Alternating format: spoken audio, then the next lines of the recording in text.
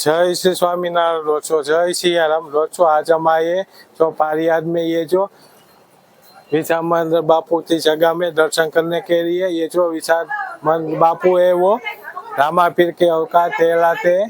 आप मेरे वीडियो के साथ बने रहिए। अंदर जो राम भगवान के मंदिर है उससे दर्शन कराऊंगा और जो भगवान है उससे दर्शन कराऊंगा। जय सियाराम रोचो रोचो। ये जो विचारानंद बापू की जगह में हम दर्शन करने के लिए जा रहे हैं। आप मेरे वीडियो के साथ बने रहिए। मैं अंदर जो विचारानंद बापू की जगह में आप देख सकते हो।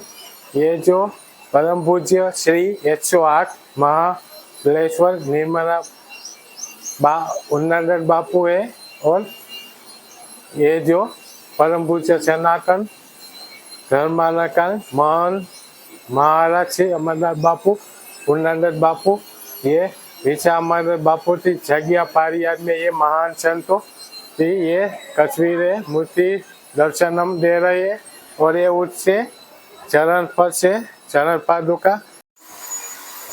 दोस्तों हम ये जो राम भगवान का मंदिर है उससे दर्शन करने के लिए हम जा रहे हैं ऊपर। आप मेरे वीडियो के साथ बने रहिए। अंदर जो राम भगवान का मंदिर है उससे दर्शन मैं आपको कराऊंगा। आप देख सकते हो ये जो राम भगवान का मंदिर है। जय सियाराम दोस्तों, आप देख सकते हो हम ये जो राम भगवान का मंदिर है वहाँ पर दर्शन करने के लिए जा रहे हैं। आप मेरे वीडियो के साथ बने रहिए। जय सियाराम दोस्तों, आप देख सकते हो ये जो राम भगवान, सीता माता जी और लक्ष्मण जी की मूर्ति के दर्शन हमें हो रहे हैं। बहुत ही बढ़िया मंदिर है ये पारियाद में।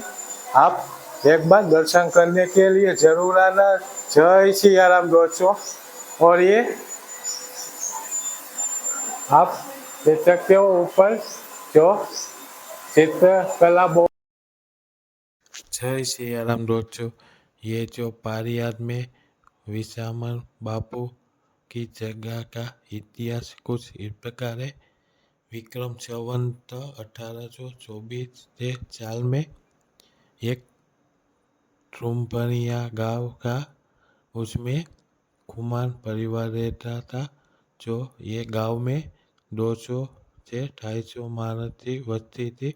ये जो विचारानंद बापू के पिता पातामन भाई थे और माता रानबाई बेन थे। उससे कोई संतान नहीं थी, इसीलिए वो उससे गांव के पास में एक चंदनडीरी डूंगरा था। उससे ऊपर वो हर रोज सूरज महाराज सूर्य की पहली किरण के सूर्य स्तुति करते थे। और उसका हर रोज का ये कार्यक्रम था। एक दिन डोंगर पे वो गए थे, तब कुछो ये चंदनडीरी डूंगर पे एक साधु मिले। उसका नाम था चंदननाथ, जो पातामन और उससे पत्नी दोनों भगवान की भक्ति कर रहे थे। उसको देखा बहुत प्रभावित हो गए। बाद में ये चंदननाथ बापू और पाताभाई के बीच बहुत भक्ति का संबंध बढ़ गया। बाद में दोनों भक्ति करने लगे हर रोज। और ये पाताभाई ये चंदननाथ बापू की सेवा करने लगे, निस्वार्थ सेवा और नित्यक्रम चंदननाथ बापू की सेवा करते थे। एक दिन ये चंदननाथ बापू ने कसौटी लेने का सोचा, तो जब पाताभाई गांव में गए, जब कच्चे बेरका लिया, तब गांव लोगों ने किया ते हाथ में आपको तलवार सौंपा देता है काठी के हाथ में। ये પેટમાં જામૈયા ત્યજીને આ આપણને ન ચોપે, मगर पातापाई ने मन में नहीं लिया, वो भक्तिमय बनते रहे और नित्य क्रम मुजब ये महान संत चंद्रनाथ तो सेवा करते रहे। एक दिन ये चाया जो चंद्रनाथ बापू ने पातापाई को आते देखा तो आवकार दिया। वो 3 साल तक पातापाई चंद्रनाथ बापू की सेवा करते रहे। बाद में चंद्रनाथ बापू ने पातापाई को आकर बोला तो पातापाई बोला, आप आज क्यों बोले, किन चाल बाद? तो चंद्रनाथ बापू ने कहा, मैं तुम्हारे निस्वार्थ सेवा के प्रसन्न हूँ, आप मांगो, धूल में से भी एक ઠાકોરનો ગૌરવ ઉત્પન્ન હું કરીશ, એવું પાતામનને કીધું મહાન સંતને। तो पातामन ने कहा, ये तो दुनिया का सोना है, 7 पेटी चूड़ी खुद से नहीं बेचा, ये दुनिया का सोना है, मगर हूँ काठी का दीकरा हूँ, હું નિસ્વાર્થ સેવા કરું છું, મારા ક્યાં સોનું લેવાય नहीं, ऐसा पातामन बापू ने बोला। और उससे बाद फिर से ये संती सेवा में लग गए पातामन बापू। बाद में छात्र जो चंद्रनाथ बापू की सेवा करते थे पातामन बापू, उसने चंद्रनाथ बापू ने जो भगवान को ठपका दिया कि ऐसे लोग जो पातामन बापू है वो निस्वार्थ सेवा करते हैं, जो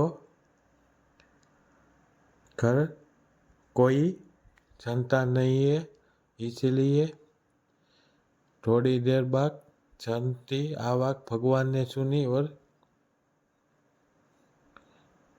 थोड़ी देर बाद पश्चिम दिशा के रनुजा तरफ से गेबी में से आवाज आई, जो रनुजाना राजा पश्चिम धरा नो पादशाह रामदेव बोलू छू, ये छा आवाज आया। और पातामन थे घर हूँ स्वयं दीकरो बनीने जन्म लईश, ऐसा भगवान ने बोला। तो चंद्रनाथ देव आकाश तरफ दिव्य લીલા ઘોડે અછવાર, હાથમાં ભમર ભાલો, ઝળકચી જામા, પીળી પીતાંબર પહેરેલા રામદેવજી મહારાજના દર્શન કરે છે। ऐसी ये पारियाक की जगह है वो विसामन बापू की महात्मा है। और यहाँ पर बहुत बड़ा मेला भी होता है। और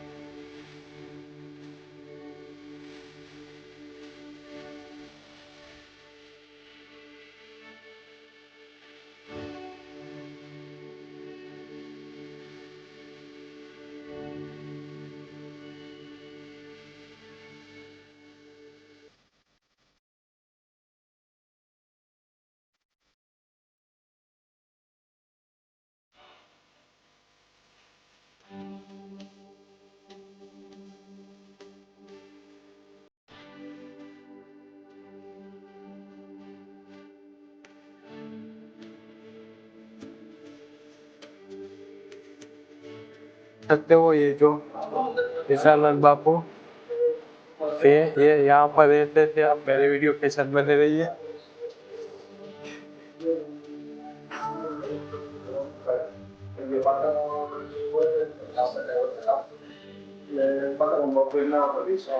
પછી બીજા દિવસે ખીર દૂધ નહીં વેરી જાય. જે દૂધ નહીં વેરી જાય તો ન્યાય એમની રૂંધણામાં ખીર બનાવી. ખીર બનાવી ને રામને બધું ધોતા લેવા માટે હોંકી તૈયાર કરીને આ ગામ મૂકવું પડે. સાંજ દોરો મને ફળિયાથી સીમમાં પડી અને આમથી કાઢી જવાનું થાય એટલે સૌથી સરળ પદ્ધતિ રોકવા માટે આવે છે. એટલે એ ટાઈમે એમને આપણે ઓરડા ખોલતા. 1825માં વિશ્વનાથ બાપુનો જન્મ આ ઓરડામાં થયો છે. આ 3 પાદુકા છે બાપુના. કોઈ પૂજવા અર્ચના હોય જેમ કે બા કરે આપણે ગુરુ પૂર્ણિમા છે તો મોટો ઉત્સવ હોય ને તો કરે એ રીતનું છે.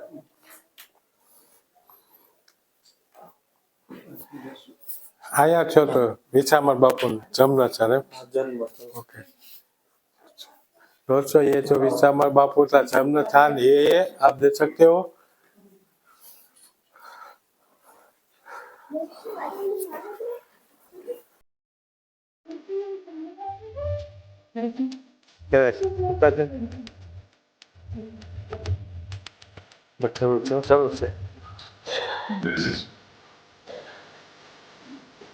जय श्री राम दोस्तों, आप देख सकते हो ये जो विश्रामण बापू का जन्म स्थान है।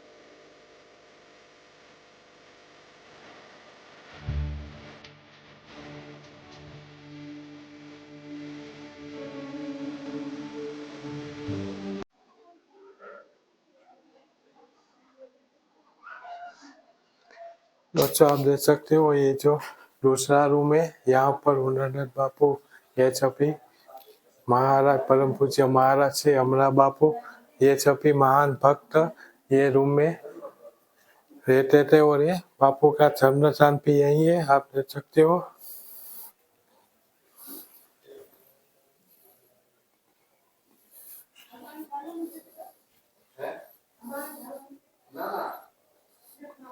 दोस्तों आप देख सकते हो नन्हे से कान्हा जी है हमारे।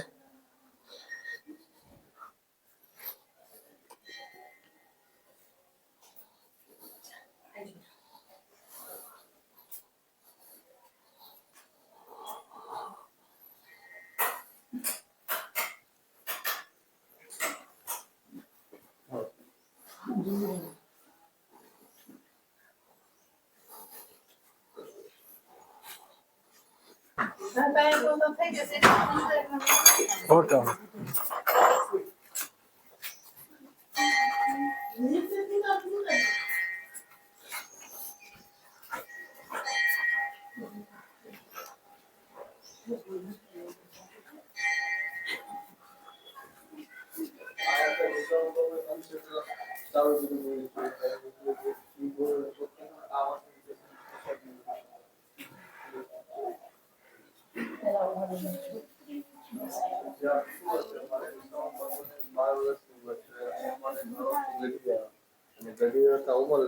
બાપુને કે મારે હિસકા ખાવા છે, હિસકા બંધ એવું કઈ હતું નહીં. ગઢવી આવ્યા રોકાણા. બાપુ એ ટાઈમમાં માળા કરતા હતા. પછી સાંજે બાપુ માળા કરતા હતા અને બાપુ ને તરત ટેવ હોય તરત પેલા કરતા નાટકની ચીર કરે બાવળની ઘાસ લઈસામાં બાપુ ગઢવી છે બાપુ એમાંથી કઈ થાય નહીં બીજું. પછી સાંજે માળા કરતા હતા બાપુ પાસે ગયા. બાપુ તરત બાવળ આવ્યો એમાંથી કઈ થાય નહીં. વિશ્રામ બાપુએ કીધું કે વિષ્ણુ સુરત નીકળવા થાય ને તો માનજો રામદેવ વચ્ચે આવ્યો છે એટલે આ ડાળે રહે ને એમાં વિષ્ણુ સુરત ઉભો થાય અને અહીંયા અમારે જો રાજકોટ છે નાખી વિષ્ણુ સુરત પીપળો થયો. વિષ્ણુ સુરત થયો અને એક જ રાજની અંદર બાપુ પીપળો ઉગાડ્યો. બાવળમાં જે તરણ આવે એની ચીર ઘા કરી ગઢવીને સંગ એટલે પાછા બાપુ પાસે ગયા. બાપુને કીધું બાપુ તમે બાપુએ એવું કીધું કે વિષ્ણુ સ્વરૂપ પીપળો થાય ને તો માનજો ઘણો રામદેવ વચ્ચે આવ્યો છે એટલે આ પીપળો પછી આ ડાળે રહે ને એક રાતની અંદર ઉગી આખો પીપળો ઉભો છે અને ગઢવી હિંચકા થયા.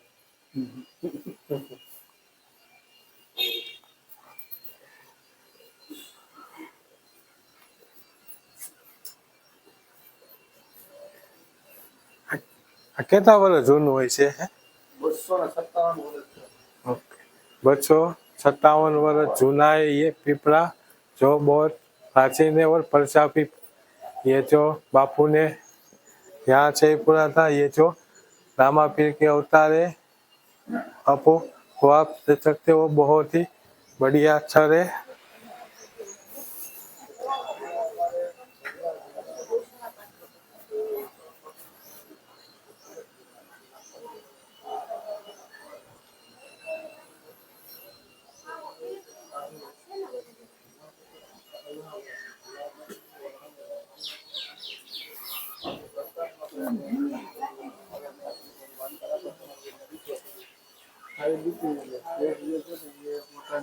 માનતા પૂરી કરવા માટે એ ટાઈમમાં બધું લઈને આવ્યા અને દાદા પર માનતા પૂરી કરી.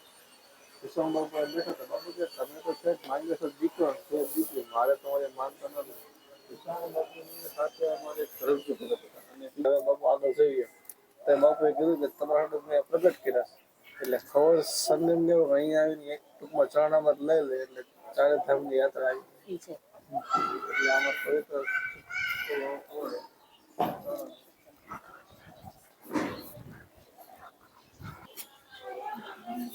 आओ सर. दोस्तों आप देख सकते हो मेरे पीछे ये जो विश्राम बापू ने ये गंगा यमुना जमुना यहाँ प्रकट की थी जब बापू हयात थे तब ये इसमें ये पवित्र स्थल है आप देख सकते हो.